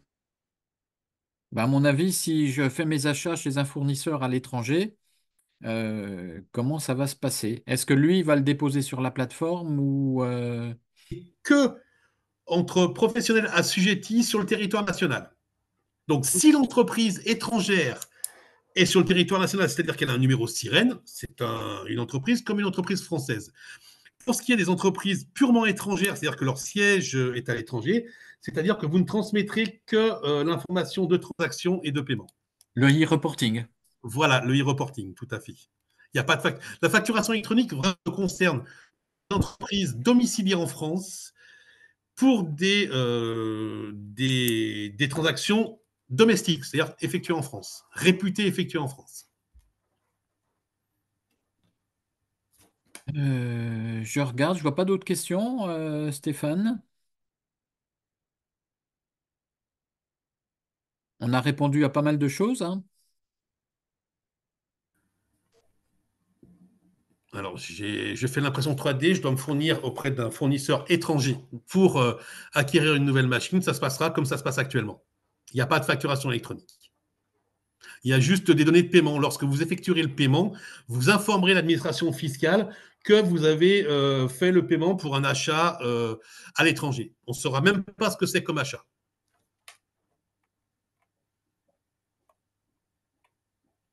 Alors, il y a une question, c'est un petit peu celle qu'elle y est tout à l'heure aussi. Euh, Justificatif plein d'essence. Ouais, voilà, bah, c'est parfaitement ce qui rentre en dehors de la réforme, puisque c'est ce que je disais tout à l'heure, c'est des trucs qui nous échappent complètement. C'est-à-dire que ça sera dans la comptabilité comme ça l'est. La preuve, la preuve sera, la petite facturette de carte bleue et basta. Là, ça ne change, là, pour ce genre d'opération, ça ne change rien, puisque comment le professionnel qui vous sert de l'essence ne sait pas qu'il fait une transaction économique avec un professionnel. Il fait une transaction économique avec une personne physique. Donc ça s'arrête là. D'ailleurs, sur votre ticket, la plupart du temps, il n'y a pas le numéro, il n'y a pas votre numéro sirène. Il y a le numéro sirène de la station essence parce que c'est une obligation du code du commerce, mais il n'y a pas, on ne sait pas à qui c'est vendu. Donc ça ne changera pas. Ça fait partie des informations qui ne seront pas pré-remplies automatiquement sur la déclaration de TVA parce qu'on ne les connaît pas. Puisque la station-service, elle, enverra des données de paiement en disant le 15 mai, j'ai vendu pour 100 000 euros hors taxe d'essence, un taux de temps, ça fait tant de TVA et ça fait tant de montant TTC. C'est tout ce qu'on aura comme information. C'est une donnée de paiement. Alors, on a une question aussi, la différence, alors il y a un petit peu de complexité entre le e-reporting de transaction et de paiement Alors, je vais retourner pour cela sur la slide. voilà, sur la slide, tout à fait. Hop. Voilà. Le. Je peux pas le. Je peux pas le bouger, ça. Ah, si. Voilà. Donc, le e-reporting des données de paiement, c'est uniquement les données qui ont un rapport avec le paiement des prestations de services. Uniquement. Et les données de transaction, c'est toutes les transactions qui sont effectuées entre un professionnel et un particulier, le B2C, et entre un professionnel français et un professionnel étranger, c'est-à-dire non établi en France. Donc, dans cette transmission de transaction, il y a plusieurs informations. Par exemple, c'est ce qu'il y a ici, voilà, le e-reporting. Voilà, donc pour tout ce qui est B2B international, on a le montant hors taxe, le taux de TVA, le montant non, je vous dis une bêtise, c'est le international. Donc, on a le montant et le numéro d'identification du professionnel étranger. Pour ce qui est du B2C, là, on est toujours dans le e-reporting de données, de transactions. On a uniquement les bases hors taxes, le taux de TVA et le TTC. Pour une journée, c'est-à-dire que ça englobe toute la journée. Donc, on a juste 3 montants pour l'entreprise. On ne sait pas à qui ça a été vendu. Et pour les données de paiement, on a la date d'encaissement, le montant réparti par taux et le montant qui donne lieu à une facture avec le numéro de facture pour pouvoir faire le lien avec la facturation électronique. C'est tout ce qu'il y a dans les données, dans le e-reporting. C'est-à-dire que dans la facture, il y a 34 ou 37 données. Dans le e-reporting, il y en a beaucoup, beaucoup moins. Dans le e-reporting de paiement, il y a 7 ou 8 données. Dans le e-reporting de transaction, il y en a, de tête, je dirais 17, mais j'en suis pas sûr. Il y a beaucoup moins de données. Est-ce que ça répond à votre question? Je ne voulais plus partager. Comment on fait? C'était partagé ou pas? Oui, Oui. oui, c'était Oui, bon, oui. c'était bon. Les tickets à la pompe, j'ai déjà répondu. Donc, les Ouais. tickets à la pompe, ça fait partie de ce qui ne rentre pas dans la réforme de la facturation électronique. Hop. Non, je pense qu'on a répondu à la majorité des questions, hein. Bon, bah, je vais terminer la petite page qui reste. Hein, c'est juste. Voilà, donc ce qu'il faut savoir, voilà, c'est ce que je parlais tout à l'heure. Donc, ce qu'il faut savoir, c'est à propos de l'accompagnement des entreprises. Donc, sur impôt.gouv professionnel, vous avez un espace qui s'appelle Je passe à la facturation électronique, qui je trouve est pas mal fait. Donc, je vous conseille, si vous avez des questions, à vous connecter. Ça répond assez bien. Il faut savoir qu'en fin d'année 2025, il va commencer à avoir une campagne de communication nationale avec mise à disposition de choses comme ça. Bon, il ne faut pas rêver, hein, l'administration, en ce moment, on a assez peu de moyens, donc la campagne va être très, très moyenne, je pense. Ça reste entre nous. Et voilà, ce qu'il faut savoir, c'est qu'au sein de la DGFIP, on est 200 référents facturation électronique, on est à la disposition des entreprises, de nos relais, c'est-à-dire la CMA, etc. Donc, vous voyez l'adresse à laquelle vous pouvez envoyer vos demandes. On vous répondra, enfin, je vous répondrai. Et puis, je crois que voilà, c'est tout. Donc, je vous laisse là pour que vous puissiez prendre l'adresse si vous voulez. Sinon, elle est disponible également sur impôt.gouv.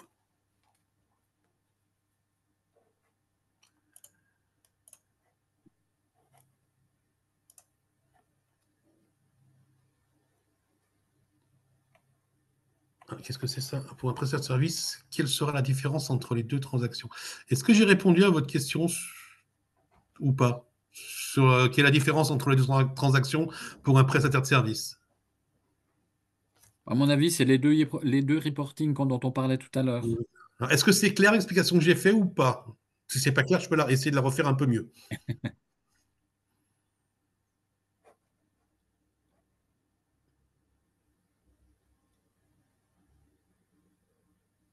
Non, c'est pas clair donc. Donc c'est pas clair. Alors, pour les prestataires de services, donc comment être plus clair? Comment être plus clair? Comment être plus clair? Pof, pof, pof.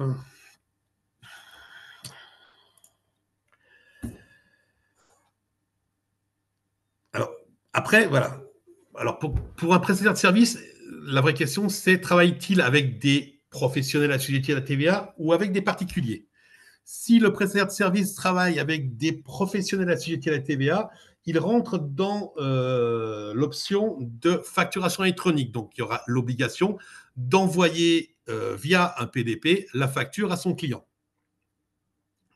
Pour ce qui est des travaux, si le prestataire de service travaille avec des particuliers, au moment où la prestation de service sera effectuée, le professionnel déclarera au moyen de la transaction de données les travaux qui ont été effectués, le montant des travaux qui ont été effectués. C'est ça les données de transaction. Et une fois que le règlement sera effectué, le professionnel transmettra l'information que le paiement a été effectué via le e-reporting de paiement. Ce sera deux e-reporting différents. Un e-reporting des transactions, des travaux, en quelque sorte, et un e-reporting du paiement.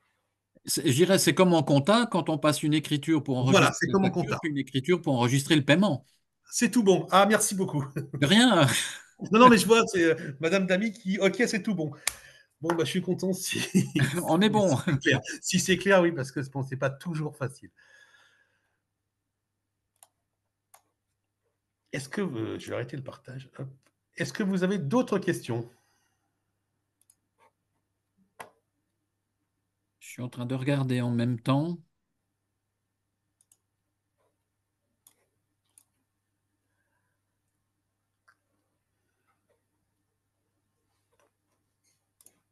Je pense qu'on est pas mal, hein? Bon, là, alors, où se fait le reporting de paiement?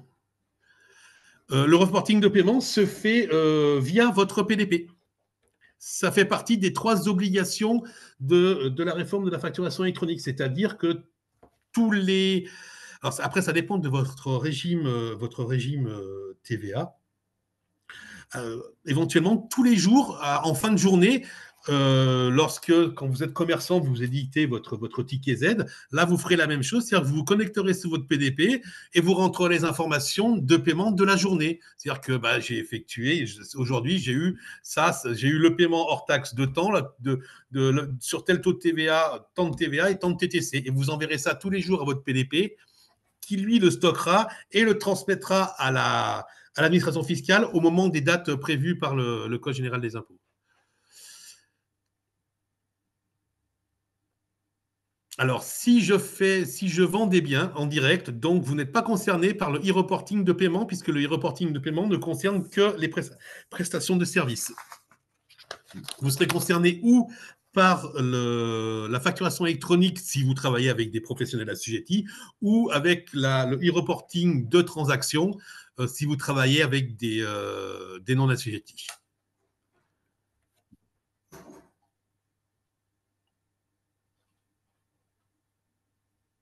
Bon, je pense qu'on a à peu près répondu à toutes les questions de nos auditeurs, hein.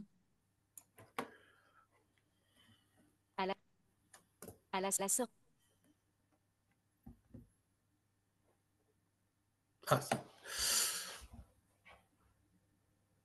on peut faire le e-reporting une fois par mois comme le comptable. Le e-reporting, il y a des dates fixes, on ne peut pas y échapper. Je vais repartager le slide. Et pourquoi je ne l'ai plus? Ah, je ne peux plus le partager. C'était le tableau avec en fonction du régime fiscal? Ouais, tout à fait. J'ai plus de... Quand je partage, j'ai plus de fenêtre d'ouverte. Alors, je vais vous le faire oralement, du coup. Hop.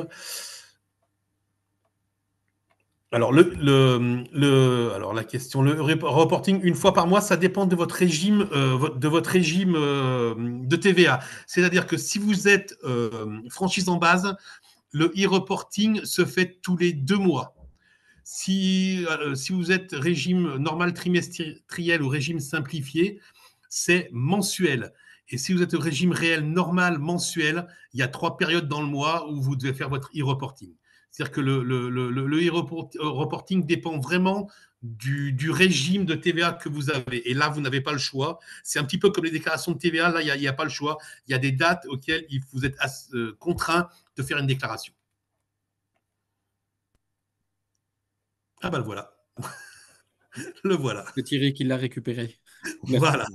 Voilà, donc c'est ce que je disais, c'est-à-dire que la différence entre la facturation électronique, ça se fait au fil de l'eau, c'est-à-dire que vous transmettez vos factures à votre PDP qui, lui, a 24 heures pour les transmettre à l'administration fiscale. Pour tout ce qui est le e-reporting, il y a des dates et on n'a pas le choix. C'est-à-dire que, voilà, comme je vous l'ai dit, c'est mensuel avant le 10 du mois, c'est mensuel entre le 25 et le 30. Voilà, c'est-à-dire que c'est un petit peu comme les déclarations de TVA. Le e-reporting de paiement ça doit être fait avant cette date-là. Point. Voilà. Vous Et pouvez. c'est peut-être là, Stéphane, où on aura nos fameux opérateurs, nos OD dont on parlait tout à l'heure, qui vont peut-être faire Voilà. le job, qui vont peut-être faire l'intermédiaire entre. Voilà, qui éventuellement récupère toutes les informations et dit vous inquiétez pas, nous on gère, on enverra ça au PDP dans le À la cadence date voulue, sportif. quoi, à la date correspondante. Il faut savoir que je pense que les PDP le feront aussi, ce genre de choses. C'est-à-dire qu'ils vous diront oui, envoyez-nous n'importe comment. Après, on vérifie que c'est au bon format et on les transfère et on transmet à la bonne date. Ça fait partie de du cahier des charges. C'est-à-dire que vous n'êtes pas obligé d'envoyer votre e-reporting de transaction une fois par mois. Vous pouvez l'envoyer tous les jours, tous les 3 jours, toutes les semaines, comme vous voulez. Après, c'est le PDP qui doit le gérer. C'est prévu dans le cahier des charges. C'est-à-dire que vous l'envoyez tous les jours, toutes les semaines ou tous les 15 jours. Eux, ils réceptionnent et ils l'enverront avant le 10 du mois suivant, tous les mois, pour le réel normal trimestriel. Alors, ce qu'il faut savoir aussi, c'est que pour ceux qui sont au régime d'imposition simplifié, ce régime est amené à disparaître dans les prochaines années.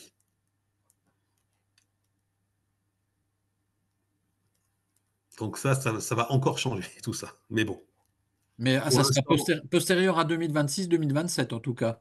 ouais, c'est pas sûr. Là, alors, ça dépend du Parlement. Bon, Là, c'est le Parlement qui va décider.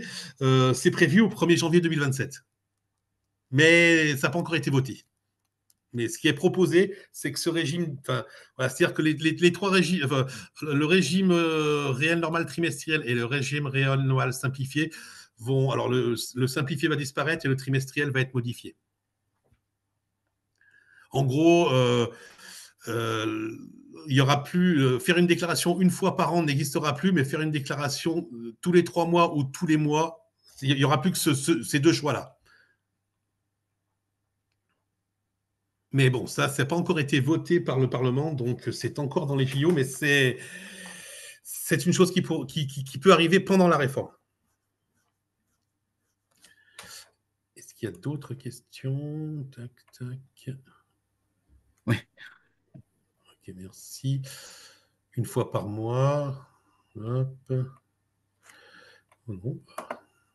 Le e-reporting ne pourra pas être fait sur la déclaration de TVA. Non, le e-reporting ne pourra pas être fait sur la déclaration de TVA. C'est deux choses différentes. C'est deux choses différentes. Le e-reporting et la déclaration de TVA, ce sont deux choses différentes. Donc non, ce ne sera pas fait. Les tests réels sur les PDP sont-ils concluants? Pour l'instant, on n'a pas le retour parce qu'ils sont en train d'être effectués, les tests. Là, ils sont vraiment en plein dedans. J'ai une il y a une visio en ce moment, puisque je n'ai pas pu la faire, à 15h. À 15h, il y avait une visio justement sur la facturation électronique pour nous faire le point. Donc là, je ne pourrais pas vous dire ce qui est en train de se passer. D'accord, ben, je suis en train de regarder aussi les questions. On est, on a répondu, je pense, à toutes les interrogations qu'avaient nos entreprises et nos auditeurs. Euh, Voilà, donc je vais peut-être reprendre le partage d'écran, Stéphane, s'il n'y a plus rien à... Je crois que j'ai dû l'arrêter, le partage d'écran, normalement. Non, je crois. Eh ben allez, j'y retourne. Allez. Voilà. Voilà, donc pour terminer par rapport à nos webinaires, hein, donc faire une petite transition. Donc au niveau de la chambre, on essaye de vous accompagner sur plein de sujets et plein d'actions. Donc vous commencez à les connaître, hein, les diagnostics numériques, les cahiers des charges, les présences Internet, etc.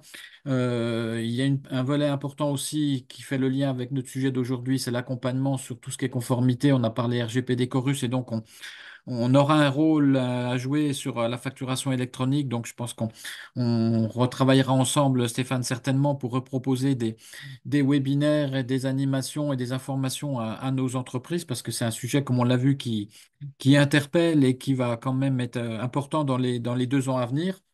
Et puis, on a également un certain nombre d'actions, des accompagnements sur mesure sur tout ce qui touche le numérique, les réseaux sociaux, l'intelligence artificielle. Bref, on a tout un tas d'accompagnements qu'on peut vous proposer. Et puis, avec un point qui est en train de se mettre en place, c'est la notion de formation individualisée avec des parcours de formation individuelle. Donc ça, c'est quelque chose qui est relativement récent avec un minimum de 14 heures sur des sujets précis. Et là, on peut proposer de l'accompagnement sous forme de formation individuelle au niveau de nos entreprises. Donc voilà sur les sujets sur lesquels on peut vous aider. Et puis vous avez sous les yeux, on vous remet la petite carte avec l'ensemble des collègues de la région Bourgogne-Franche-Comté avec normalement une arrivée d'ici quelques petites semaines sur le 58. On aura une nouvelle collègue qui va rejoindre en partie l'équipe numérique pour compléter la couverture de l'ensemble des départements de la région Bourgogne-Franche-Comté. Voilà, un lien qui sera disponible pour retrouver nos webinaires. Alors, on a eu pas mal de questions par rapport à ça, hein. Donc, on va vous transmettre les supports d'aujourd'hui sans aucun problème. Et puis, le webinaire était enregistré, comme tous ceux de cette semaine quasiment. Donc, le temps de faire les montages et de les mettre à disposition. Donc, il y aura un petit peu de délai. Mais nos webinaires seront disponibles sur la plateforme de la Chambre de métier d'ici quelques jours. Et puis, on va arriver à la fin de cette semaine du numérique version mai 2025. Donc, il nous reste 2 webinaires. Un demain matin à 9 heures qui sera notamment co-animé par Thierry qui nous a rejoint sur les différents moyens de paiement pour faire de la vente en ligne. Et puis, on clôturera la semaine demain après-midi à 14 heures avec un webinaire sur un sujet qui également fait débat, mais si on n'est pas dans la même logique que celui d'aujourd'hui, c'est TikTok. Voilà, au niveau de nos entreprises, faire, ne pas faire du TikTok, voilà, ça va être le sujet pour clôturer cette semaine du numérique de mai 2025. Voilà, on tenait encore à vous remercier évidemment Alors, pour votre présence. excuse-moi Pascal, il y a une chose que j'ai oublié de dire. Vas-y, On en vas-y. a parlé tout à l'heure. Oui, on en a parlé tout à l'heure et j'ai oublié de le dire. Euh, à titre personnel, moi, ce que je vous conseille, n'attendez pas pour les petites entreprises septembre 2027 pour vous lancer dans la facturation électronique. Si vous le pouvez, si vous avez le temps, si vous avez les moyens financiers, faites-le le plus rapidement possible. Rien ne vous interdit de le faire avant le 1er septembre 2027. Ça commence le 1er septembre 2026. Vous serez obligé d'avoir un PDP pour recevoir. Si vous le sentez, lancez-vous tout de suite, n'importe comment. Vos clients auront aussi l'obligation d'aller chercher leur facture de manière dématérialisée. Plus tôt vous serez dans la facture électronique, plus vous serez à l'aise au moment de septembre 2027 quand tout le monde va plonger dedans. Parce que quand tout le monde va plonger dedans, ça va devenir très, très compliqué. Voilà, c'était tout ce que je voulais dire. Ouais. On en a parlé tout à l'heure et oui, j'insiste là-dessus. Ouais, puis on est d'accord, bah, ça rejoint un petit peu le discours qu'on tient déjà, et voilà, les collègues qui sont présents peuvent en témoigner, c'est qu'on commence déjà à informer nos entreprises, qu'elles soient créateurs ou déjà installées, parce que voilà, on sait pertinemment que ça risque d'être un peu le bouchon l'année prochaine, notamment au niveau des prestataires, au niveau des éditeurs, au niveau de toutes les personnes qui vont essayer d'accompagner. Donc, si on peut commencer à faire la transition, je veux dire, en douceur, ça sera que mieux, donc on sera certainement emmené à vous accompagner et à vous redonner de l'information sur ce sujet qui quand même va chambouler un petit peu les comportements, va chambouler un petit peu la donne. Voilà, il y aura des choses qui vont se mettre en place petit à petit, notamment avec ces fameuses plateformes, avec les éditeurs de logiciels, avec les comptables. Voilà, on a vu que tout le monde est un petit peu mêlé à cette action, donc voilà, il faut commencer à avoir ça en tête et puis à s'y mettre petit à petit. Alors, j'ai eu comme question, on est sûr que la date ne sera pas reportée? La réponse est oui, la date ne sera pas reportée. Je vous le dis tout de suite, la DG FIP ne reportera pas la date une deuxième fois. Parce que, C'est inenvisageable. C'est ce voilà, qu'on nous dit. Enfin, pour c'est ce qu'on info, nous c'est dit, prévu. quoi qu'il arrive, parce que bon, certes, il y a les retours des tests sur 86. Moi, j'en connais certains, je peux vous dire qu'ils sont déjà prêts. On pourrait le lancer maintenant, ils sont prêts. Donc, oui, oui, non, il y a des PDP, enfin, il y a beaucoup de PDP qui sont déjà prêts. Ouais. Donc, non, non, il n'y aura pas de report de date. Le 1er septembre 2026, tout le monde aura l'obligation de réceptionner des factures de manière électronique. Alors, il faut Il n'y savoir, aura pas de report. pour compléter, pour terminer, c'était prévu déjà 2024, hein. Donc déjà, il y a eu un premier Oui. report. Donc, je pense pas que... Voilà. Le report, il est pour nous. Voilà. C'est Hein. nous Et qui ne sommes pas prêts. voilà, Vous voilà. mettez sauf nous. Voilà, et puis voilà, moi je rejoins Stéphane, on sait qu'il y a déjà des PDP qui sont dans les tuyaux et qui, s'ils ne fonctionnent pas en France, ils fonctionnent déjà à l'étranger, hein, puisque ce qu'on disait tout à l'heure, c'est pour ça que j'ai posé un petit peu la question. On sait qu'il y a déjà des prestataires qui sont, je ne vais pas dire européens, mais qui travaillent déjà dans d'autres pays où le système est en place et donc leurs outils, ils sont quasiment prêts, si ce n'est pas tout à fait, ils en sont à 95% prêts, donc ça va pouvoir s'enclencher assez rapidement pour certains d'entre eux. Voilà pour clôturer notre petit webinaire de cet après-midi. Donc, merci Stéphane encore pour l'intervention. Je pense qu'on va être amené à se revoir régulièrement dans les mois à venir, je pense. Et puis, on essaiera d'être aux côtés de nos chefs d'entreprise pour essayer de continuer à les informer au mieux sur ce Tout à sujet. fait. Voilà, merci à tous. Et bonne fin d'après-midi et bonne continuation. Au revoir. Au revoir.